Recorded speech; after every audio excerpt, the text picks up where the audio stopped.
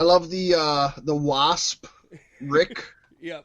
He might be one of my favorite Ricks so far. Wasps are assholes, so the least thing you can do is not be a fascist. Right? So good. The Return of the Meeseeks was meh at best. Like, they really overhyped it and didn't deliver. I'm going to say that. Sorry if I pissed people off. It is what it is. Meeseeks is never going to be as good again. It could be. But this episode wasn't a Meeseeks episode. It was a cameo. Yeah. Because people wanted it. It was just to get that red Meeseeks over, and I thought that was funny. But other than that, yeah, not much. That's racist. Sorry. What makes a red Meeseeks red? Right? A really enjoyable episode. I had very few negatives to say about this episode. Had a few while watching it, but nothing that jumps up as huge. I enjoyed it. I didn't completely understand the Morty storyline. I do know that he's trying to he can see his own death, but he's trying to get to the. He saw one future where he died with. Yeah, the best thing was that they fixed was in the end credits scene where you find out that the future he's been striving for, where Jessica loves him and kisses him and he dies, is just a future where she is a nurse in a nursing home and she just tells everybody she loves them. So that was awesome. Like, that was perfect Mortyism right there. Yeah. But I still didn't completely get the all-knowing Morty. Like, I guess it didn't hit with me. I guess I get it. I just didn't think it hit with me. I think it bears for a second watching. I watched it, and then I caught a couple of YouTube videos that broke it down, because I never really pay attention to anything in that great of detail the first time I watch it. And yeah, sometimes you need somebody whose job it is to do it to actually break that shit down. Hey, that's why you're listening to B-Sticks Podcast, isn't that right, folks? We're here for you. So all in all, I truly enjoyed it. Like, truly enjoyed it. But yeah, it wasn't the perfect episode, and it was far from the worst episode. The ending before the credits was awesome, though, where they start doing the Rick and Morty 100 years, and then Summer comes in and tries. You almost have to hope they do that.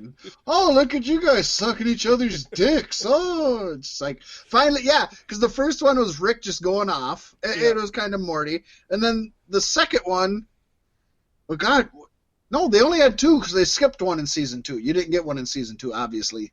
Yeah. So season 3, you had Rick going off talking about how, he got rid of the galactic government and he got rid of Jerry because they were trying to step in on him, and he doesn't give a shit about Morty and his sister, but he had to bring him back, otherwise Beth wouldn't accept him, and he wanted Szechuan sauce and blah, blah, blah. So it was fun. And this one, then he at least 7 more years, Morty. Right? And so this one, they brought it back, and it was good because that's kind of the way he laid it out. I liked it. Fun stuff, folks. You got to go out and check it out. It's worth it. Rick and Morty. Not first of all, because we've been talking about this for an hour.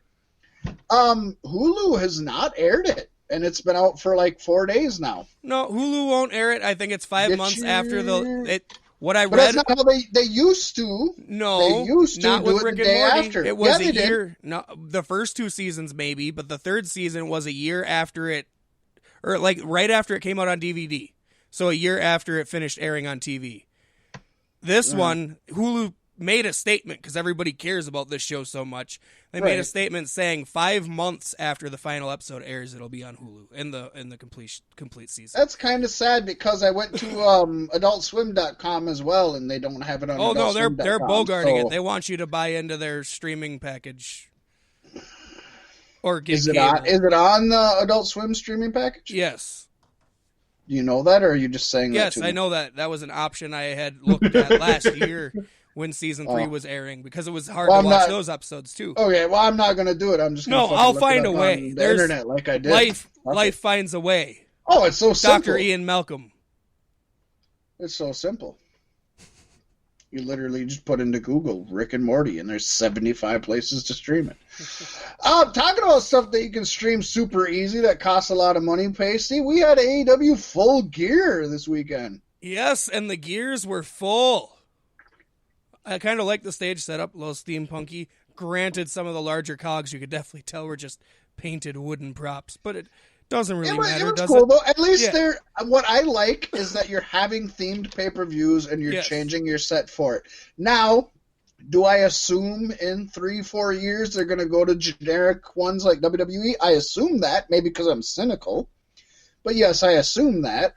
But for now, it brings me back to the old, not only the old WWF, WWE days, but WCW was really big at having themed pay-per-views and changing the entire set, changing the aprons, the ramp, everything, having their announcers dressed differently. I actually played any of the WCW video games back in the day. Yeah. The custom arenas, or just a variety of arenas, was outstanding. Well, and look at all of the WCW trademarks they've taken from there. They haven't done Halloween Havoc, which they really should. Mm-hmm. But they got the Starcast. They got When Worlds Collide. They got Bash. Let's be honest. The Bash is Bash at the Beach. We know it is. And they've done the Great American Bash. Like, they've taken all of these ideas. Yeah. What I'd like to see with AEW, and I'm sure they won't do it because this is just a one-shot idea, but they have all these theme pay-per-views. They only do a few a year. I would like to see them retain the same stage setup from each year, and then just kind of add a little bit more to it. It's cheaper that way. Won't do it plus just it because, brings back. Actually, I'd argue with you that it's cheaper that way. I don't have the numbers in front of me, but yeah, I was going to say, I'll bet you storage for the original ones, if you have 4 each year, which is what they're going with to start with, 4 a year with mini ones in between. Yeah. The storage would probably cost more than just remaking all of them. Probably. Don't you think they're going to go all out like Vince does with his warehouses of absolutely everything they've ever done? You know what? Tony's a wrestling fan. I have to assume he would want that. You know what? As far as I can tell, and as far as everything I've ever read, Vince has nothing of the sort, and that's only fans that say they do. There's never been a wrestler that's confirmed that. There's never been an inside person. As far as us having that whole storage area for old props and old videos that'll never see the light of day, that are no sees and stuff. Yeah. Everybody says that doesn't exist. Everybody who's in the know. Now, maybe everybody's in on the conspiracy, or maybe we just want it to be. I don't know. But I agree with you. If nothing else, I would love them to just copy and paste and then expand on each one. Either way, I want them to keep it is like All Out comes around again. And then you have the chips there, and they're still dented from Pac and Omega, or Moxley Omega. Right. That would be, that'd be a cool thing that they could harken back to, even in the commentary. I don't know. I just like that. And then, if things do get damaged, just keep them in that state. And I love the idea. Around it. I don't think they would do it, but as a fan, I love the idea. Yeah. As an owner, it's probably not when we start great, a wrestling federation. Oh. Yeah. We're going to go out of business in 2 months. Baby. But it's going to be all of it's on wicked storage. 2 months. I just buy 4 warehouses, and we don't have a ring. We buy 4 warehouses and a fucking apron. We don't need a ring. The apron is the hardest part of the ring. Everything's an apron. Put aprons on the walls. I love it. Aprons on the walls. It's a good thing we're a little bit ahead of schedule. Oh, but now we're going to be behind schedule. So Pasty, AEW Full Gear. They had, as far as I can tell, only one buy-in match, and we actually knew it was happening. Yes. No, most of the buy-in itself was really solid packages, lead-up packages, and then wrestling history, just talking about other promotions and shit, kind of. It was so I didn't see the buy-in, but this is what I have been saying your pre-show should be. Yeah. A lot of building to your show, a lot of packages, a lot of vignettes, a lot of interviews. I think one match is good, but any more than that is, yeah. Yeah. Now, these 2 women probably could have been on the pay-per-view, and we probably could have put something else here.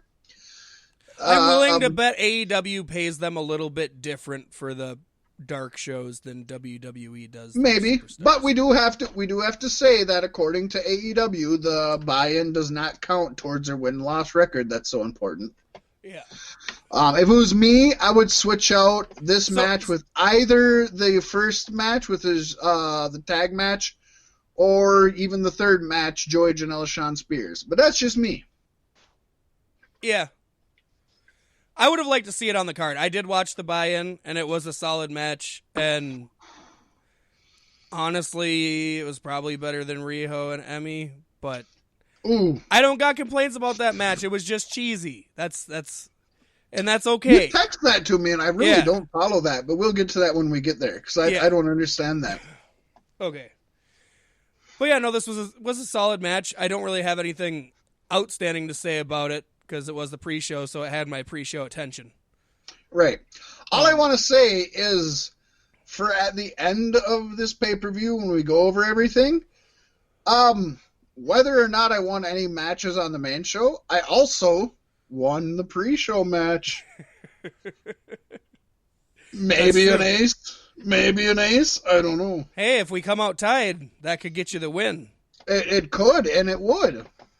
Because our tiebreaker was whoever wins the buy-in match. Oh, so I won the tiebreaker as well. Yes. Talk about maybe winning it all. No, I'm just fucking with you. I've lost every fucking AEW one since they've existed, and then I got an ace. I gotta love it a little bit. Come on. Well, I guess we just tell the people straight out now. I'm sure they don't remember our predictions from last week anyway. Mac, clean sweep across the board. Oh, every single person I bet on. 7 matches plus the tiebreaker. Plus this is the first buy-in. AEW pay-per-view he's beat me on. So and it was a 9. clean sweep. 9 wins and he altogether. picked everybody based on what names he could break down to 3 letters. I did too. 100 I did. Oh, it worked. So the next pay-per-view, you know how to place your bets. 3 letters, baby. Or is it 4 come the next one? I don't know. They're going to change it up now. This is out there with the people. Oh, all right. So we got to the actual card. Yes. Yes. And we kicked it off super solid with a tag match, seeing Proud and Powerful defeating the Young Bucks. Super solid. What might not be their best stuff, but being their first match in AEW, this was exactly what it should have been. This was super entertaining. It obviously wasn't the best match of the night, but I've got few complaints. I'll let you. Who wants to go first? You can go first. Okay, I'll tell you what I got. It'll help to freshen up my memory anyway. You didn't take notes, did you? Do I ever? Well, you've been pretty decent at that. I don't take notes. I take tokes, and then I forget what I watched. I know, right? And then you tell me it's the best pay-per-view ever, and you're like, well, that's because I got stoned and ate a pizza, and it was fun.